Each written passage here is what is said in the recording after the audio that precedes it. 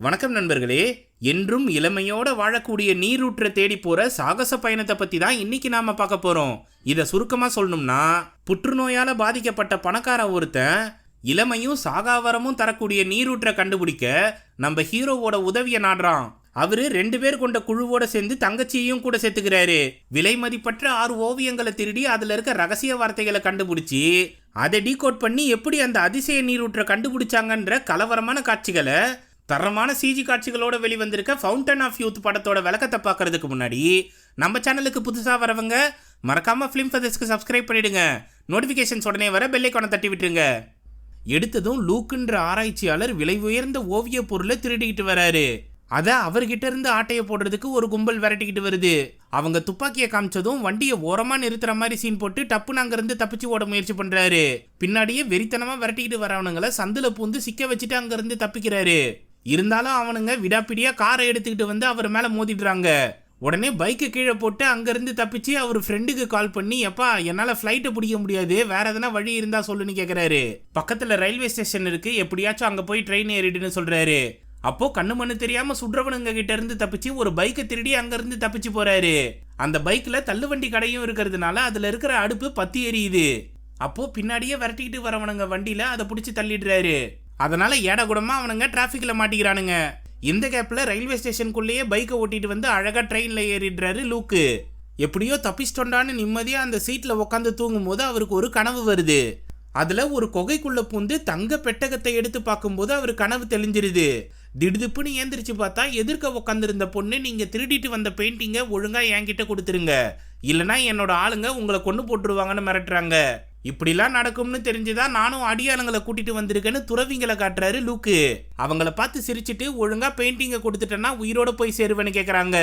வேற வழி இல்லாம லூக்கு அந்த பெயிண்டிங்கை தள்ளுற மாதிரி தள்ளி அதை இறுக்கமா பிடிச்சிக்கிட்டு இருக்கும்போது பின்னாடி வந்த அடியாளுங்க அவர் கழுத்தை இறுக்கி பிடிச்சிடுறாங்க. உடனே அந்த பொண்ணு பெயிண்டிங்கை பிடிங்கிட்டு அங்க இருந்து தப்பிச்சு ஓடுது. அப்போ லூக்கு அடியாளுங்களை பொழந்து தள்ளிட்டு அந்த பொண்ணுகிட்ட இருந்து பெயிண்டிங்கை பறிக்க முயற்சி பண்றாரு. ஆனா அவங்க பயங்கரமா சண்டை போடுறாங்க. இருந்தாலும் லூக்கு அவங்கள பாரபட்சம் பார்க்காம அடிச்சு ஒரு ரூம்குள்ள தள்ளி கதவை சாத்திடுறாரு. பெயிண்டிங்கை பிடிங்கிட்டு ட்ரெயினுக்கு மேலே ஏறி இதுக்கப்புறம் இதுல போக முடியாதுன்னு புரிஞ்சு எதிர்க்க வந்த இரும்பு கம்பியை பிடிச்சி ட்ரெயின்ல இருந்து எகிரி குதிச்சிடுறாரு. சில பல சில்லறைங்களை வாங்கினாலும் உடனே அவர் ஃப்ரெண்டுக்கு கால் பண்ணி, என்னால இதுக்கு மேல எந்த பஸ் ஸ்டாண்டுக்கும் ரயில்வே ஸ்டேஷனுக்கும் போக முடியாது, ஒழுங்கா நீயே வந்து கூட்டிட்டு போன்னு கத்தி காலை கட் பண்றாரு. இது இப்படி இருக்க லூக்கோட தங்கச்சி இங்கிலாந்துல வாழ்ந்துகிட்டு இருக்காங்க. அவங்களோட கணவர் விவாகரத்து கேட்கறது மட்டும் இல்லாம பெத்த புள்ளையையும் தானே வளர்ப்புன்னு சொல்றாரு. அதை எதிர்த்து வாதாட வக்கீலுக்கு காசு கொடுக்க முடியாம கஷ்டப்படுறாங்க. இப்படி இருக்க சூழல்ல அவங்க வேலை செஞ்சுக்கிட்டு இருக்க மியூசியமுக்கு லூக்கு வராரு. அவரை பார்த்ததும் பாசமா பேசுவாங்கன்னு எதிர்பார்த்தா 10 வருஷம் கழிச்சு கூட பிறந்த தங்கச்சியை பார்க்க வந்திருக்கியே, உனக்கு வெக்கமா இல்லையான்னு கழுவி ஊத்துறாங்க. சரி, அதை பத்தி நாம அப்புறமா பேசுவோம். முதல்ல இங்க இருக்க பெயிண்டிங்ல ஒண்ணு தப்பா இருக்கியே, அதை கண்டுபிடிச்சியான்னு கேக்குறாரு லூக்கு. இதை சொல்லதான் நீ இங்கிலாந்துக்கே வந்தியா? சரி, என்ன தப்புன்னு அவங்க ஆராய்ச்சி பண்ணிக்கிட்டு இருக்கும் போதே லூக்கு ஒரு பெயிண்டிங்கை திருடிடுறாரு. உடனே அலாரம் சொத்தை அடிக்க ஆரம்பிச்சதும், என்னடா பண்ற, எதுக்காக அதை எடுத்துன்னு கேக்குறாங்க சார்லெட்டு. அதை பத்தி நான் அப்புறமா சொல்றேன், முதல்ல இங்க இருந்து தப்பிச்சாகணும், நீயும் என் கூட வந்துரு, இந்த பெயிண்டிங்கை நிச்சயமா நான் திருப்பி தந்துடுறேன்னு சொல்றாரு. வேற வழி இல்லாம சார்லெட்டு அவர் கூட வண்டியிலே ஏறிடுறாங்க. அப்போ விருட்டுன்னு வந்த காவல் அதிகாரிகள் இவங்களை வெறித்தனமா விரட்டுறாங்க. நம்பாலே எப்பவும் போல சந்து பொந்துக்குள்ள வண்டியை நுழைச்சி அவங்களுக்கு டேக்கா கொடுத்து நைஸா ஒரு ட்ரக்குக்குள்ள பூந்துடுறாரு. அது தெரியாத காவல் அதிகாரிங்க வேற பக்கமா தேடி போறாங்க. அப்போ இவ்வளோ மெனக்கெட்டு எதுக்காக இந்த ஓவியத்தை திருடி இருக்க, ஒழுங்கா உண்மையை சொல்லிட்டுன்னு மிரட்டி கேட்கறாங்க சார்லெட்டு. அது மட்டும் இல்லாம லூக்கோட நண்பர்களை பார்த்து, நம்ம அப்பா கூட வேலை செஞ்சவங்க தானே இவங்களை கூட சேர்த்துக்கிட்டு எந்த புதையலை தேடுறேன்னு கேட்கறாங்க. அதை பத்தி சொல்றதுக்கு முன்னாடி ஃபர்ஸ்ட் பதட்டப்படாம இரு, மூச்சை இழுத்து விடுன்னு சொல்லி மயக்க மருந்து போட்டு அவங்கள மட்டையாக்கிடுறாரு. கொஞ்ச நேரம் பொறுத்து பார்க்ல சுயநினைவுக்கு திரும்புறாங்க சார்லெட்டு. அங்கிருந்து கிளம்பி மியூசியமுக்கு போனதும் இன்டர்போல் அதிகாரி சார்லெட்டை விசாரிக்கிறாரு. எங்க அண்ணன் தான் அந்த ஓவியத்தை திருடினா, அதுக்கும் எனக்கும் எந்தவித சம்பந்தமும் இல்ல, அதனாலதான் நான் இங்க திரும்பி வந்திருக்கேன்னு சொல்றாங்க சார்லெட்டு. உங்க அண்ணன் இந்த ஓவியத்தை மட்டும் இல்லம்மா, உலகின் தலை சிறந்த 5 ஓவியங்களையும் திருடி இருக்கான். அதை வச்சு அவன் என்ன பண்ண போறான்னு தெரியல, அதுக்கு முன்னாடி அவன் எங்க இருக்கான்ற தகவலை மட்டும் எங்க கிட்ட சொல்லிடுன்னு கேக்குறாரு. அது தெரிஞ்சா உங்ககிட்ட இருந்து நான் ஏன் மறைக்க போறேன்? சரி, இந்த பிரச்சனையில என் வேலைக்கு எதுவும் வேட்டு வச்சிட மாட்டீங்களேன்னு கேக்குறாங்க. சந்தேகத்தின் அடிப்படையில் உங்க வேலை போயிடுச்சு, அதனால நீங்க வேற வேலையை பார்த்துக்கோங்கன்னு சொல்லிட்டு கிளம்புறாங்க. இதை கேட்ட சார்லெட் வெறுப்பாகி போய் புள்ளைய பார்க்கலாம்னு வந்தா மியூசியம்ல நடந்த சம்பவத்தை நான் நியூஸ்ல பார்த்தேன். இதுக்கப்புறம் நம்ம புள்ளைய நீயே வளர்க்கலாம்னு கனவுல கூட நினைச்சு பார்க்காதுன்னு சொல்லி கதவை சாத்திடுறாரு. இதனால பயங்கரமா கடுப்பாகி நேரா அவங்க அப்பா கிட்ட வேலை செஞ்சவங்க வீட்டுக்கு வராங்க. அங்கதான் லூக்கும் இருக்காரு. நீ செஞ்ச சம்பவத்தால நான் பல விஷயங்களை இழந்துட்டு வந்திருக்கேன். ஒழுங்கா உண்மையை சொல்லிட்டு எதுக்காக அந்த ஓவியத்தை திருடுனேன்னு கேக்குறாங்க சார்லெட். நம்மளோட அப்பா இறந்து 10 வருஷம் ஆக போகுது. அதுக்கு முன்னாடி இந்த மர்ஃபியையும் டெப்பையும் சேர்த்துக்கிட்டு என்றென்றும் இளமையோட வாழக்கூடிய நீரூற்றை தேடினாரு. அவரால் அதை நேர்மையான வழியில கண்டுபிடிக்க முடியல. அது மட்டும் இல்லாம போதிய பண வசதியும் கிடையாது. ஆனா இப்போ நமக்கு ஒரு ஸ்பான்சர் இருக்காரு. அவருதான் மிஸ்டர் ஓவன். பசையுள்ள பணக்கார பயபுள்ளன்னு அறிமுகப்படுத்தி வைக்கிறாரு. உனக்கு ஏன்பா இந்த வேண்டாத வேலை? இவனுங்களை நம்பி காசு தண்ணி போல செலவு பண்ணிக்கிட்டு இருக்கேன்னு சார்லெட் கேட்குறாங்க. நான் புற்றுநோயால் பாதிக்கப்பட்டிருக்கேம்மா. கூடிய சீக்கிரம் எனக்கு மரணம் நிச்சயம். ஒருவேளை அந்த நீரூற்றை கண்டுபிடிச்சிட்டோம்னா எனக்கு சாகா வரம் கிடைக்கும்ல. அப்படி கண்டுபிடிக்க முடியலன்னா நான் கடைசி வரைக்கும் போராடி செத்தன் இருக்கட்டும்னு தன்னம்பிக்கையோட பேசுறாரு. அதை கேட்ட சார்லெட் இவனை தான் நீ பயன்படுத்திக்கிறியான்னு வெறுப்போட லூக்க பார்க்குறாங்க.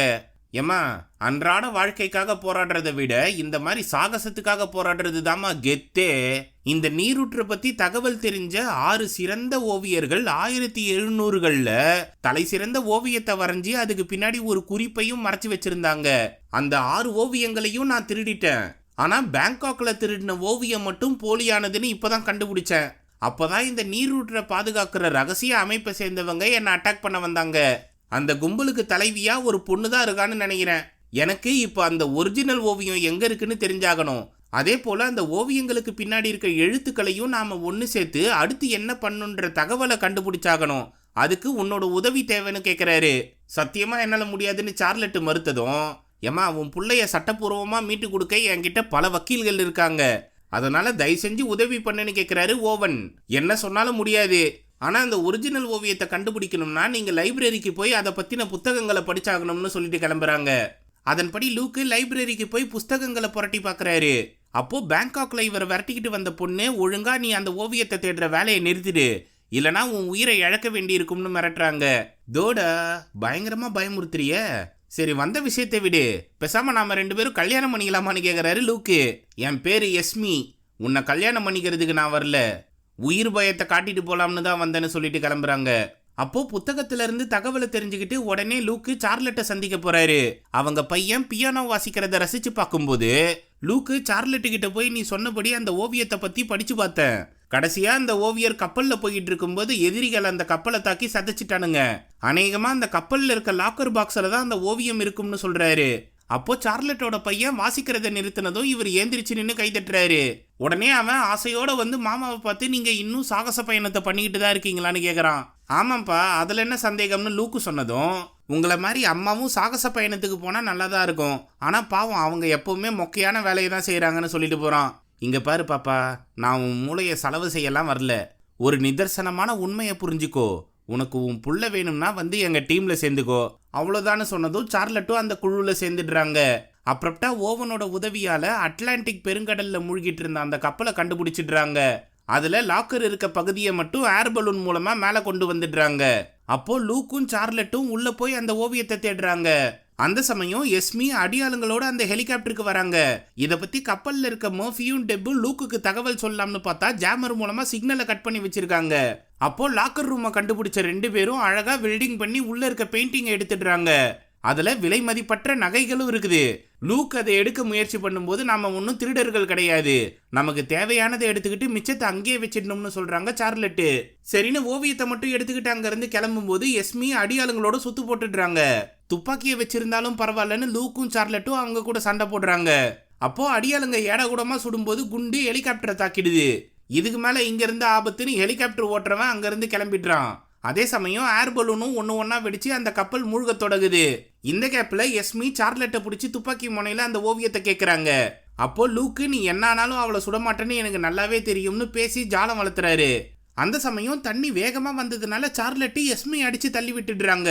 அப்போ லூக்கு ஓவியத்தை எடுத்துக்கிட்டு தப்பிக்கலாம்னு பார்த்தா அவரோட காலு வலையில மாட்டிக்குது. உடனே சார்லெட்டு உள்நீச்சல் போட்டு வலையை அறுத்து விட்டு அண்ணனை காப்பாத்திடுறாங்க. ஒரு வழியா ஓவியத்தை மீட்டு 2 பேரும் உயிரோட மேல வந்துடுறாங்க. எஸ்மிக்கு தான் பாவம் என்ன ஆச்சுன்னு தெரியல. இவங்க 2 பேரும் அந்த ஓவியத்தை கொண்டு வந்து மற்றவங்க கிட்ட காட்டினதும் எல்லாரும் சந்தோஷப்படுறாங்க. ஆனா சார்லட் மட்டும் லூக்கு மேல கோவமா இருக்காங்க. இந்த சம்பவத்தை முடிச்சிட்டு வந்த சார்லட்டுக்கு அவங்க கணவர் கால் பண்ணி, எனக்கு ஜப்பான்ல வேலை கிடைச்சிருக்கு, அதனால நம்ம புள்ளைய நீயே பார்த்துக்கோன்னு சொல்றாரு. உன்னோட முதலாளி பேரு ஓவன் தானன்னு சார்லட் கேட்டதும், ஆமா உனக்கு எப்படி தெரியும்னு கேக்குறாரு. சரி என் புள்ளைய நான் பாத்துக்கிறேன், நீ ஜப்பானுக்கே கிளம்புன்னு சொல்றாங்க. அடுத்ததா அவங்க எடுத்துட்டு வந்த ஓவியத்தை ஒண்ணு சேர்த்து அதுல எதனா தடயம் கிடைக்குதான்னு தேடி பாக்குறாங்க. அப்போ இந்த 6 ஓவியத்துல இருக்க எழுத்துக்களையும் ஒண்ணு சேர்த்து அதை நட்சத்திரங்களோட ஒப்பிட்டு பாக்குறாங்க. ஆனா எந்த பிரயோஜனமும் இல்ல. அப்போ சார்லெட்டு நாம கடைசியா கண்டுபிடிச்ச ஓவியத்துல இருந்த எழுத்து வி, ஆனா அதை லாட்டின்ல பார்த்தோம்னா டபிள்யூன்னு அர்த்தம். அதை வச்சு எதனா கிடைக்குதா பாருங்கன்னு சொல்றாங்க. இதை வச்சு தேடி பார்க்கும்போது விக்கெடுன்ற வார்த்தையை கண்டுபிடிக்கிறாங்க. இதுக்கும் 6 பெயிண்டிங்க்கும் என்ன சம்பந்தம் இருக்குன்னு யோசிக்கும் போது 1600களில் இங்கிலாந்து ஆட்சி செஞ்ச கிங் ஜேம்ஸ்ன்றவர் 6வது தலைமுறையை சேர்ந்தவர். அந்த சமயம்தான் ஒரு பைபிளை எழுதினாங்க. அதுல ஏகப்பட்ட தவறுகள் இருக்கிறதுனால பொதுவா வெளியிடாம அதை மறைச்சு வச்சிருந்தாங்க. இப்போ அது எங்க இருக்குன்னு எனக்கு தெரியும்னு சொல்றாரு லூக்கு.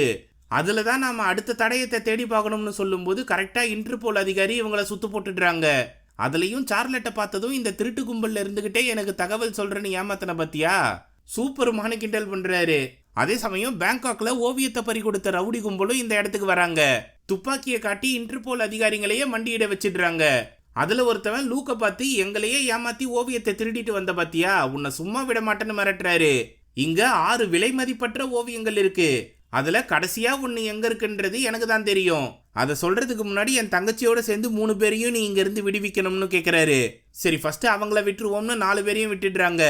அப்போ சார்லெட்டு என்ன பண்ண போறேன்னு கேட்க, எதுவும் பேசாம வெளியே போய் போட்டை மட்டும் ரெடி பண்ணி வைன்னு சொல்றாரு. அதுக்கேத்தா போல 4 பேரும் கிளம்புனதும் ஒரு துணியை தூக்கி போட்டு ஸ்பீக்கரை சவுண்டா வச்சுட்டு கீழே குனிஞ்சிடுறாரு லூக்கு. உடனே இன்டர்போல் அதிகாரிகளும் ரவுடி கும்பலும் ஒருத்தரோட ஒருத்தர் சுட்டு மாண்டுகிறானுங்க. இந்த கேப்ல லூக்கு நைஸா வெளியே பூந்து படகுல ஏறி தப்பிச்சிடுறாரு. அதுல பாவம் இன்டர்போல் அதிகாரிங்க ரவுடி கும்பலை சுட்டு சாவடிச்சிடுறாங்க. அங்கிருந்து மொத்த கும்பலோட சேர்த்து சார்லட்டோட பையனையும் ஏத்திக்கிட்டு ஃபிளைட்ல கிளம்புறாங்க. அப்போ லூக்குக்கு ஒரு கனவு வருது. அவர் தேடிக்கிட்டு இருக்க இளமையை கொடுக்கும் நீரூற்றுல இருந்து ஒரு கிளாஸ் தண்ணியை எடுத்து குடிக்கிறாரு. உடனே அவர் எதிர்க்க இருந்த தங்கச்சியும் அவங்க பையனும் வயசான மாதிரி காட்சி அளிக்கிறாங்க. அதனால சார்லெட்டு குடிக்க வேணாம்னு கத்திக்கிட்டு இருக்கும்போது தான் கனவு தெளிஞ்சு எந்திரிக்கிறாரு. அங்கிருந்து நேரா ஆஸ்திரியா நாட்டில் இருக்க மிகப்பெரிய லைப்ரரிக்கு வராங்க. ஓவன் அந்த லைப்ரரிக்கு மிகப்பெரிய டொனேஷன் கொடுத்ததுனால பிரத்யேகமான புக்கை இவங்களுக்கு காட்டுறதுக்கு ரெடியா இருக்காங்க. அதை ஆராய்ச்சி பண்ண டெப்பு, சார்லெட்டு, லூக்கும் உள்ள போறாங்க.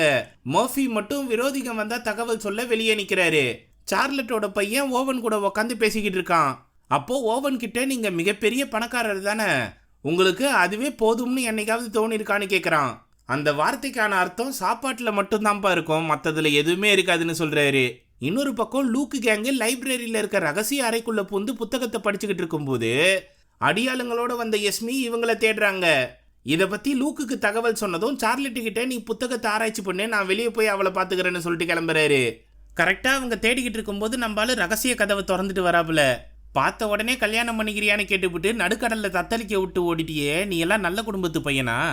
சரி விஷயத்துக்கு வரேன், நீ கத்தியால சாவ போறியா இல்ல துப்பாக்கியால சாவ போறியான்னு கேக்குறாங்க எஸ்மி. நான் நிராயுதபாணியா நிக்கிறேன், அப்ப கத்தி தான் பெட்டர்னு சொல்லி அட்டாக் மோட்ல இறங்குறாரு லூக்கு. இவங்க 2 பேரும் சண்டை போடும்போது அடியால் வந்ததும் அவரையும் அடிச்சு படுக்க வச்சிடுறாரு. அப்போ துப்பாக்கி எடுத்து அவங்க கண்டமேனிக்கு சுடும்போது நைஸா பேசி அவங்கள கைத்துல சிக்க வச்சு தலையெல்லாம் தொங்க விட்டுடுறாரு லூக்கு.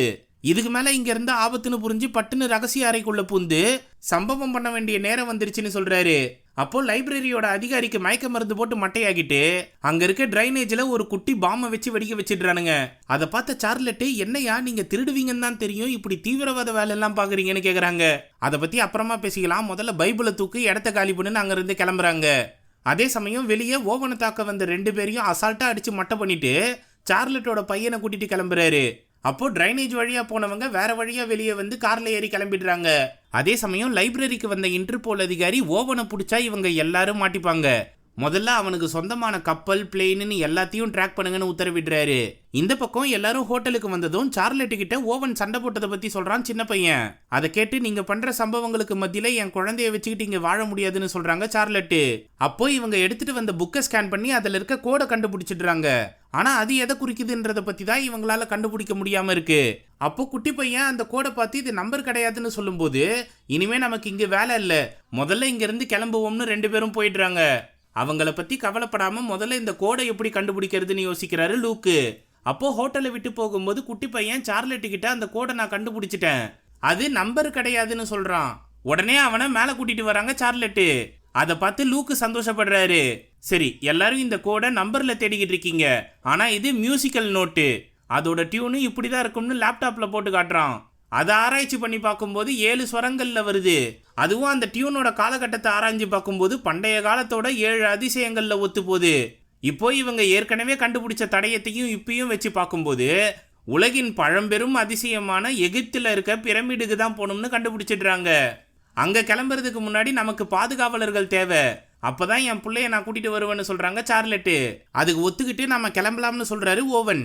இன்னொரு பக்கம் பாதிரியார்கள் மட்டுமே வாழ்ற இடமான வேட்டிகன் நகரத்துல இந்த நீரூற்ற பாதுகாக்கிற ரகசிய அமைப்போட தலைவரை சந்திக்கிறா எஸ்மி. எனக்கு கொடுத்த வேலையை நான் சரியா முடிக்கல, அவங்க நீரூற்ற தேடி தான் போய்கிட்டு இருக்காங்க, அதனால நான் தோல்வி அடைஞ்சிட்டேன்னு புலம்புறா. அவங்க நீரூற்ற கண்டுபிடிச்சிட்டாதான் நம்ம தோத்துட்டோம்னு அர்த்தம். காலங்காலமா அதோட ரகசியத்தை நாம தான் பாதுகாத்துட்டு வரோம். அந்த பெருமைக்கு எந்தவித கலங்கமும் ஏற்படக்கூடாது. அதனால அந்த கும்பலை எப்படியாச்சும் தடுத்து நிறுத்தின ஒரு கருவியை கொடுத்து அனுப்பி வைக்கிறாரு. இது இப்படி இருக்க ஃப்ளைட்ல போகும்போது லூக்குக்கு மறுபடியும் ஒரு கனவு வருது. அப்போ தங்க பெட்டகத்தை எடுக்க வரும்போது அவங்க அப்பா அது வேணாம்னு தடுத்து நிறுத்துற மாதிரியும், ஆனா லூக் அதை தொட்டதும் அவங்க அப்பாவோட சேர்ந்து அவரும் அழிஞ்சு போற மாதிரியும் கனவு வருது. திடுதிப்புன்னு ஏந்திரிச்சு பார்த்தா எதிர்க்க சார்லெட் உக்காந்துருக்காங்க. நாம எப்படியாச்சும் இந்த நீரூற்றை கண்டுபிடிச்சிட்டோம்னா அதை நீ குடிப்பியா? எனக்கு தெரிஞ்சு நிச்சயமா நீ குடிக்க மாட்ட. அதே போல எனக்கு இந்த பணக்கார மேல சுத்தமா நம்பிக்கையே இல்லப்பா, அதனால நாம கொஞ்சம் ஜாக்கிரதையா தான் இருக்கணும்னு சொல்றாங்க சார்லெட்டு. அங்கிருந்து பிரமிடு இருக்க இடத்துக்கு வந்து சேர்ந்ததும் 3D ஸ்கேன் மூலமா பிரமிடுக்கு அடியில் இருக்க ரகசிய அறைகளோட விவரங்களை காட்டுறாரு லூக்கு. அதுக்குள்ள போகணுன்றதுக்காக அங்க ஆராய்ச்சி பண்றவர்கிட்ட அனுமதி வாங்காம அடியாட்களோட உதவியோட ஆராய்ச்சியாளரை தூக்கி வெளியே வீசுறாங்க. இது தவறுன்னு சார்லெட் சொன்னாலும் ஓவன் அதை மதிக்கிற மாதிரி தெரியல. கடப்பாறை, வெடிகுண்டுன்னு எல்லாத்தையும் பயன்படுத்தி ரகசிய அறைக்குள்ள பூந்துடுறாரு. அதே சமயம் இன்டர்போல் அதிகாரி காவலர்களை கூட்டிட்டு இவங்களை தடுக்க பிரமிடுக்கு வராரு. ஆனா வெளியே காவலுக்கு நின்றுட்டு இருந்த ஓவனோட அடியாட்கள் பயங்கரமான ஆயுதங்களை காமிச்சு அவங்கள தடுத்து நிறுத்த முயற்சி பண்றாங்க. சமாதானம் பேச வந்த இன்டர்போல் அதிகாரியையும் மிரட்டி அனுப்புறாங்க. அதனால வேற வழி இல்லாம இன்டர்போல் அதிகாரி அவங்கள தாக்க வராரு. ஆனா ராக்கெட் லான்ச்சரை பயன்படுத்தி அவங்க காரை தெறிக்க விடுறானுங்க. இன்னொரு பக்கம் எஸ்மியும் இந்த பிரமிடை நோக்கி வராங்க. அப்போ வெளியே நின்றுகிட்டு இருந்த டெப்பும் மர்ஃபியும் என்ன இவனுங்க தேவையில்லாம சுட்டுக்கிட்டு இருக்கானுங்க, என்ன பண்ணலாம், நாம யாரு பக்கம் நிக்கலாம்னு யோசிக்கிறாங்க. உள்ள ரகசிய அறைக்குள்ள நுழைஞ்சதும் அங்க இருக்க ரவுண்டு சைஸ் கல்லை எப்படி நகர்த்துறதுன்னு எல்லாம் யோசிக்கிறாங்க. அப்போ ஓவன் அதையும் உடைச்சு தள்ளுங்கன்னு உத்தரவிட்டதும் லூக்கும் சார்லெட்டும் செம்ம கடுப்பா வராங்க. இந்த வாக்குவாதம் நடந்துகிட்டு இருக்கப்போ குட்டி பையன் அங்க இருக்க வித்தியாசமான வாத்தியத்தை கவனிச்சு அதுல வாசிக்க ஆரம்பிச்சதும் உலோக பைப்புகள் வழியா சத்தம் நுழைஞ்சு வித்தியாசமான ராகத்தை எழுப்புது. அப்போ மேல இருக்க பெரிய சைஸ் மணியை கண்டுபிடிச்சு சார்லெட் அதை அடிச்சதும் எல்லாரோட காதுகளும் கிழிஞ்சு போற அளவுக்கு சத்தம் எழுப்புது. கொஞ்ச நேரத்திலேயே அது அடங்கினதும் ரவுண்டு கல்லு மிதக்க ஆரம்பிக்குது. அது மட்டும் இல்லாம அந்த கல்லு மேல இருக்க மணல் இந்த பகுதியையே காட்டுது. என்னடா அதிசயம் இதுன்னு எல்லாரும் ஆச்சரியப்படும் போது அந்த கல்லை அழகா நவுத்திடுறாங்க சார்லெட்டு. அதுக்கு கீழே இருக்க தரையில அவங்க காலை எடுத்து வச்சதும் லிஃப்ட் போல இறங்குது. அப்போ ஒரே ஒரு அடியால மட்டும் கூட்டிக்கிட்டு மிச்சம் இருக்கிறவங்கள இங்கேயே பாதுகாப்பா இருக்க சொல்றாரு ஓவன். அந்த லிஃப்ட்ல சார்லெட்டும் சின்ன பையனும் லூக்கு கூட வராங்க. வெளியே மர்ஃபியும் டெப்பும் இன்டர்போல் அதிகாரிகளுக்கு உதவி செய்யலாம்னு முடிவு பண்ணி கூலிப்படையை தாக்குறாங்க. ஆனா அவனுங்க திருப்பி டெப்பு தோள்பட்டையிலே சுட்டு படுக்க வச்சிடுறானுங்க. எங்க கூடயே வந்துட்டு எங்களுக்கே துரோகம் பண்றியான்னு சொல்லி அவங்களை அட்டாக் பண்ண வரும்போது சரியான டைமிங்ல வந்த எஸ்மி எல்லாரையும் சுட்டு தள்ளிடுறாங்க. அப்புறம்டா இன்டர்போல் அதிகாரியும் உள்ள புந்து அடியாட்களை சுட்டு தள்ளிடுறாரு. குண்டடிப்பட்ட டெப்புக்கு முதலுதவி செய்ய சொல்றாரு. அப்புறம்டா எஸ்மி கூட டாக் டீம் போட்டு உள்ள நுழையிறாரு. அதே சமயம் லிஃப்ட்ல இறங்கி வந்தவங்க கொகை போல இருக்க பகுதிக்குள்ள நுழையிறாங்க. அந்த இடத்துல ஏகப்பட்ட சிலைகளும் வாசகங்களும் பொறிக்கப்பட்டிருக்கு. அதை படிச்சு பார்க்கும்போது தாகத்தோட குடிக்கிறவனுக்கு சாபம் தான் கிடைக்கும், தாகம் இல்லாம குடிக்கிறவனுக்கு தான் வரம் கிடைக்கும்னு எழுதியிருக்கு. அது மட்டும் இல்லாம முன்னாடி இருக்க செவுத்துல வாழ்க்கையை குறிக்கிற மரத்தோட ஓவியம் இருக்கு. அதை திறக்கணும்னா சிவப்பு மாணிக்க கல் வேணும்னு பக்கத்துல இருக்கிற சிலைக்குள்ள இருக்கிறத கண்டுபிடிச்சிடுறாங்க சார்லெட்டு. அதை எடுத்து உள்ள போட்டதும் அழகா கதவு திறக்குது. அதுக்குள்ள நுழைஞ்சா மிகப்பெரிய பள்ளத்தாக்கு இருக்கு. கீழே இருக்க தரையில பெரிய கண்ணு போல ஒண்ணுத்த செதுக்கி வச்சிருக்காங்க. அப்போ லூக்கு தரையில இருக்க ஒரு பட்டனை திருப்பின உடனே பள்ளத்தாக்குல இறங்கி போக அழகான படிக்கட்டுகள் வருது. அதே சமயம் ரகசிய அறைக்குள்ள நுழைஞ்ச எஸ்மியும் இன்டர்போல் அதிகாரியும் ஓவன் காவலுக்கு நிக்க வச்சிருந்த அடியாட்களை மட்டையாக்கிட்டு கைத்தை போட்டு கீழே இறங்க முயற்சி பண்றாங்க. இந்த பக்கம் படிக்கட்டு இறங்கி வந்து அந்த தரையில காலை எடுத்து வச்ச உடனே பீஸா ஸ்லைஸ் போல தர பொழந்து அங்க ஒரு பள்ளத்தாக்கு உருவாகுது. அதுல இறங்கி போனா அங்க இருக்க தரையில காணல் நீர் போல கொஞ்சோண்டு தண்ணி மட்டும் இருக்கு.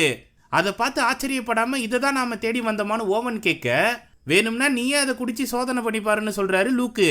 இதை கண்டுபிடிக்கணும்னு நீ தானே ஆசைப்பட்ட, ஃபர்ஸ்ட் நீ இறங்குன்னு சொல்றாரு ஓவன்.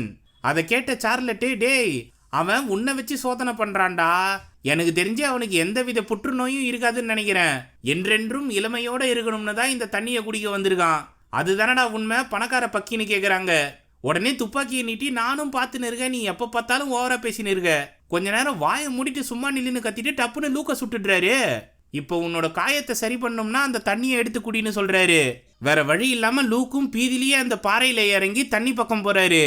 அப்போ அவர் உடம்புல இருந்து ஒரு சொட்டு ரத்தம் அந்த தண்ணியில பட்ட உடனே அந்த பாறை ஃபுல்லா தண்ணி நிரம்ப ஆரம்பிக்குது. அது மட்டும் இல்லாம அவர் உடம்பு ஃபுல்லா அந்த தண்ணி அழகா சுத்தி அவரை மேல பறக்க வைக்குது. அதுவும் அவர் அழகா எடுத்து குடிக்கிற மாதிரி அவர் கை ஃபுல்லா ரொம்பி நிக்குது. அப்போ அந்த தண்ணியில அவரோட இளமை உருவத்தை காட்டுது. இந்த தண்ணியை குடிச்சா அவரோட இளமை பருவம் திரும்பிடும். அதுக்காக அவரோட தங்கச்சியும் தங்கச்சி பையனோட உயிர் சக்தியையும் உறிஞ்சிற மாதிரி காட்டுது. ஒருவேளை அதை குடிச்சு இவர் இளமை பருவத்துக்கு திரும்பிட்டா அவங்க வயசானவங்களா மாறிடுவாங்கன்னு காட்டுது. அப்படி ஒரு தியாகம் செஞ்சுதான் என்னோட இளமை திரும்பி வரணுன்ற அவசியமே கிடையாதுன்னு தண்ணியை கீழே கொட்டிடுறாரு. உடனே அந்த தண்ணியில இருந்து வர சக்தி அவர் கையில இருக்க காயத்தை குணப்படுத்திடுது. அதை பார்த்து ஆச்சரியப்பட்ட ஓவன் இந்த காயத்தையும் குணப்படுத்தி பார்ப்போம்னு கண்டமேனிக்கு துப்பாக்கியால சுடுறாரு. ஆனா லூக் உடம்புல எந்தவித காயமும் ஏற்படல. அப்போ அந்த தண்ணியும் அழகா அவரை கீழே இறக்கி விடுது. அதே சமயம் இன்டர்போல் அதிகாரியும் எஸ்மியும் இந்த இடத்துக்கு படிக்கட்டு வழியா இறங்கி வராங்க. அப்போ ஓவன் தண்ணியில இறங்கி அவரோட கையை அறுத்துக்கிட்டு ரத்தத்தை சொட்டுறாரு. உடனே அந்த தண்ணி அவரையும் பறக்க வச்சு அவர் கையில தேங்கி நிக்குது. அதுல அவருக்கு நெருக்கமானவங்க யாரும் இல்லைன்றதுனால அவரோட உருவமே தெரியுது. அதே சமயம் எஸ்மி அவங்க தலைவர் கொடுத்த கருவியை எடுத்து பாக்குறாங்க. அதை கொடுக்கும்போது தவறானவங்க யாருன்னா இந்த தண்ணியை குடிச்சாங்கன்னா உடனே அதை பயன்படுத்திடு. யாரையும் விரும்பாதவங்க அந்த தண்ணியை குடிச்சாங்கன்னா தன்னோட ஆத்மாவையே பலியா கொடுக்கறதுக்கு சமந்தான். அதனால அவங்களுக்கு பயங்கரமான சக்தி கிடைக்கும். ஆனா சாதாரண மனுஷனால அதை தாக்கு பிடிக்க முடியாதுன்னு சொல்றாரு. அதன்படி ஓவன் கையில இருந்த காயமும் குணமாகி அவர் இளமை பருவத்துக்கும் திரும்பிடுறாரு. ஆனா அடுத்த நொடியே அவரோட உருவம் வயசானதா மாற தொடங்குது. கொஞ்சம் கொஞ்சமா அவரு சவப்பொட்டியில வச்ச மம்மி போல உருமாறிடுறாரு. அப்போ எஸ்மி தலைவர் கொடுத்த சாவியை பயன்படுத்தி ரகசிய அறையை திறந்து உள்ள இருக்க மணியை அடிச்ச உடனே அந்த இடம் மறுபடியும் மூட தொடங்குது. அப்புறம்டா ஓவனை தவிர்த்து மற்ற எல்லாரும் மேலே ஏறி ஓடுறாங்க. அந்த பள்ளத்தாக்குல இறங்கி வர படிக்கட்டும் உள்ள இழுக்கப்படுறதுனால எல்லாரும் வேகமா ஓடுறாங்க. அதுல பாவம் அடியால சறுக்கி விழுந்து செத்துடுறான். சார்லட்டு அவங்க பையனை தூக்கிட்டு முன்னாடி ஓடுறாங்க. இன்டர்போல் அதிகாரியும் தெரிச்சு ஓடிடுறாப்புல. ஆனா பாவம் கடைசியா வந்த லூக்கு மட்டும் படிக்கட்டு உள்ள இழுக்கும் போது எகிரி குதிச்சு செவுத்த பிடிச்சி தொங்கிட்டு இருக்காரு. அந்த சமயம் எஸ்மி வந்து லூக்க காப்பாத்திடுறாங்க. அங்கிருந்து எடகுடமா மூடுற செவுருல சிக்காம அழகா வெளியே வந்துடுறாங்க எல்லாரும். எப்படியோ உயிர் பொழைச்சிட்டோம்னு சந்தோஷமா வெளியே வந்ததும் சார்லட்டு இன்டர்போல் அதிகாரி கிட்ட ஓவியத்தை திருடினதுக்காக எங்களை கைது பண்ணுவீங்களான்னு கேக்குறாங்க. நீங்க வெறும் கருவிதான், உங்களை ஏவி விட்டது அந்த ஓவன் தானே, அவன் மேல எல்லா கேஸையும் போட்டுடுறேன், நீங்க பொழைச்சு போங்கன்னு சொல்றாரு இன்டர்போல் அதிகாரி. அதே போல லூக்கு எஸ்மி கிட்ட திரும்பவும் என்ன கொல்றதுக்காக விரட்ட மாட்டேன்லன்னு கேக்குறாரு. என் லிஸ்ட்ல இருக்க ரகசிய அதிசயங்களை தேடாம இருந்தா நிச்சயமா உன்னை கொல்ல மாட்டேன்னு முத்தம் கொடுத்துட்டு போறாங்க. அப்போ டெப்பும் மர்ஃபியும் லூக்கு கிட்ட அடுத்த வாட்டி நாங்களும் உள்ள வருவோம்னு சொல்றாங்க. சரி, அடுத்து நாம என்ன பண்றதுன்னு சார்லெட்டு கிட்ட லூக்கு கேட்க, என்கிட்ட ஒரு லிஸ்ட் இருக்கு, அதை தேடி போவோம்னு சொல்றான் குட்டி பையன். அதோட படம் முடியுது. உண்மையாலுமே தரமான ஒரு ட்ரெஷர் ஹண்ட் படம் தான்ப்பா இது. சின்ன வயசுல பார்த்த Indiana Jones, mummy, national treasure போன்ற படங்களுக்கு இணையா இதுவும் இருக்குன்னு சொல்லலாம். இதை பற்றின உங்கள் கருத்துக்களை கமெண்ட் செக்ஷனில் சொல்லுங்கள். இந்த வீடியோ உங்களுக்கு பிடிச்சிருந்ததுன்னா தம்ஸ் அப்பை தெரிவிக்க விட்டு மற்றவங்களுக்கு ஷேர் பண்ணுங்கள். புதுசாக வரவங்க மறக்காமல் ஃபிலிம் ஃபெதர்ஸ்க்கு சப்ஸ்கிரைப் பண்ணிவிடுங்க. மிக்க நன்றி நண்பர்களே.